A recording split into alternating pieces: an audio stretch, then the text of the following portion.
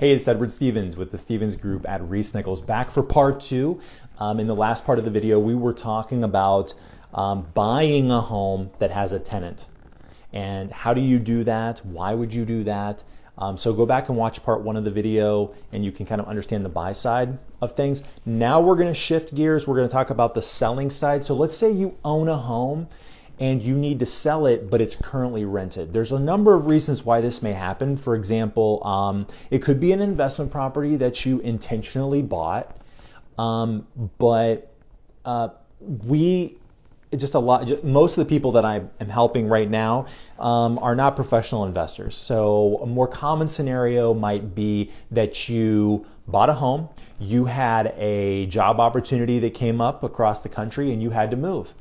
And because you really wanted to hold on to that home, you weren't really sure how long you were going to be there, you decided you were going to rent it. You got a property manager, you rented the property, and now it looks like you're going to stay there long term. You're going to stay across the country long term, and you really need to sell the property so you can buy something more permanent out at your new city. And so you have a home that has a tenant in there. That tenant maybe is 4 months into a 12-month lease. So that's a more common scenario for clients like the ones that I help. It's a common misconception that you cannot sell a home that has a tenant. Okay, it's a very common misconception. In fact, I've got several clients right now that probably are under that misconception. So we're going to talk about just why you can do it, why you should do it, what are the best practices for that, so that you can, cover yourself as you move through this a little bit more complicated real estate transaction. Well, so first of all, on the why, I'm just going to take a look at my notes really quick. So one of the main reasons why you might want to sell a home that has a tenant is because of timing. Okay, people sell and buy when they need to. When enough stars align, that's when they do it. It may not always be the most profitable, but if you're a busy person and you've got a property you're trying to move into, especially if you're somebody like you maybe run your own business or whatever, you're super busy, there come like little tiny windows of time where you're able to do things, and 9 months later when the lease is up might not be the best time for you and your life to be able to sell. So seizing the moment is important. If you have the right buyer who's willing to pay the right price on a home and there's a tenant in there, that's another great reason to go ahead and sell the home right then. Sometimes people who own a unique home, they own a home in a historic home or just a beautiful home.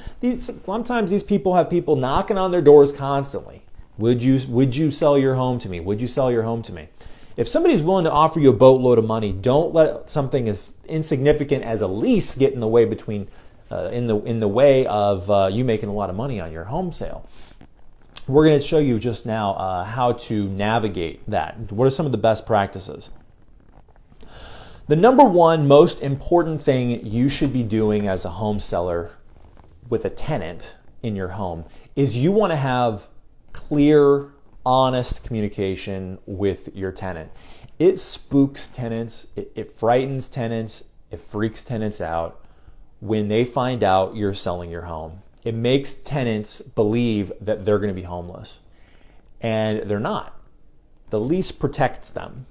And if you sell a home to another owner, that owner does not just get to kick the tenant out. I mean, they have to abide by the same terms of the lease that you have to. And that lease and that tenant convey with the property to the new homeowner. So you need to be able to go to that tenant, ideally face to face, and you need to talk to them about the fact that you intend to sell, and that you need to understand what they want. Do they want to stay or not?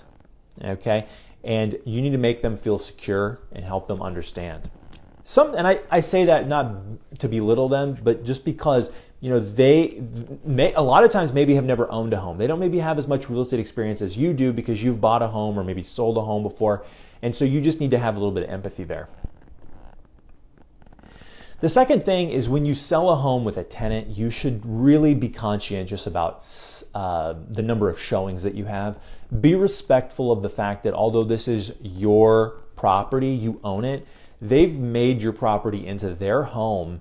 And when they agree to allow people in and out, you should have some respect about the times of day and the frequency of the showings. Okay, so it should not be a circus in there.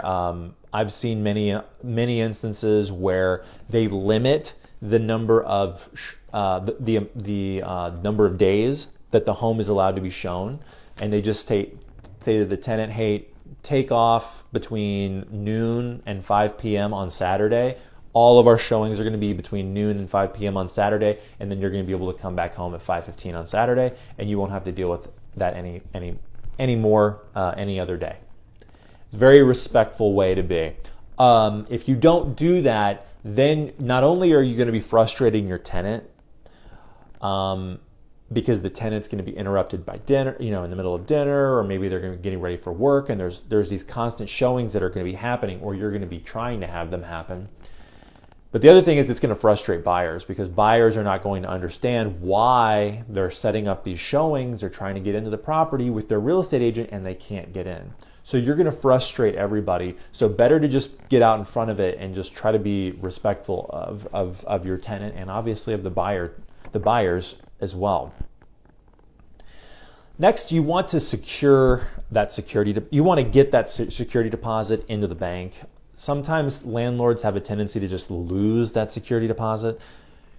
Most leases have a security deposit section where you took money from the person moving in, and if they're good to the property and they don't damage it, then they get that money back. And over time, some particularly disorganized landlords may find that money just kind of dissipates. They don't hold on to it. They spend it on whatever. They spend it on repairs for the property. They spend it on paying their mortgage. They spend it on taxes, or they just spend it in their own personal life. You need to get that security deposit back into the bank, because that security deposit, when you sell the home, it needs to go to the next owner. And if you don't do that, then you could potentially set yourself up for a lawsuit, depending on what the terms of the offer are that you get and that you accept from that future buyer. So don't be shady with it. Just go ahead and get that accounting done and make sure that you've got that security deposit going to the next owner at closing. And the final thing that I would say is a best practice is if you and the tenant discuss the prospect of the tenant staying long term, you need to make that clear in any offer that you accept from a potential buyer. So here's what I mean.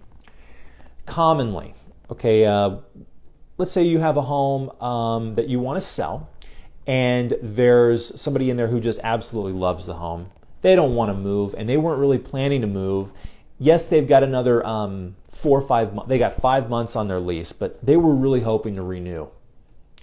They didn't want to move in 5 months. They were hoping to renew it for another 2 years. The time to figure all that out is before you go under contract with the buyer of your home. You and the tenant need to be on the same page. If you want to renew this lease with this tenant, you either need to do it before you put the property on the market, or you need to, when a buyer sends an offer over to you and you're ready to sign it, you need to have a discussion with the buyer that as part of this acceptance of this offer, you're going to go ahead and extend the lease, and then you can just get from the buyer of the home whatever the terms of that lease need to be so that the buyer is cool with it. If the buyer says, you know what, that's fine that they stay there another 3 months or another 6 months or another 9 months, but the rent needs to go from $1,600 a month to $1,850 a month. You need to work all that out before you sign the purchase and sale agreement with that buyer. I've seen it happen where that doesn't happen, where the seller goes ahead and signs the purchase and sale agreement, and then they go back to the buyer and say, the tenant really wants to stay. Will you let them stay? Will you please let them stay? They're such nice people. Let them stay. I've already promised them that they could stay. The buyer doesn't have any obligations to these tenants. They don't have the same relationship with the tenant in terms of if you've known these people, if you've known these people's family, if they've rented from you for a long time. This buyer may not care. They just want to be moving into that house potentially, or they just want to kick this tenant out and get a new tenant in there. And this buyer can lie to you, and they can say that the tenant's going to be able to stay, and then it turns out that when the lease comes due, the tenant's out on the street looking for a new home. You put the tenant and the buyer and everybody in that situation by you not being vigilant about getting all the paperwork signed before you accepted your purchase and sale agreement. So, word to the wise. I've seen all that sort of thing happen before.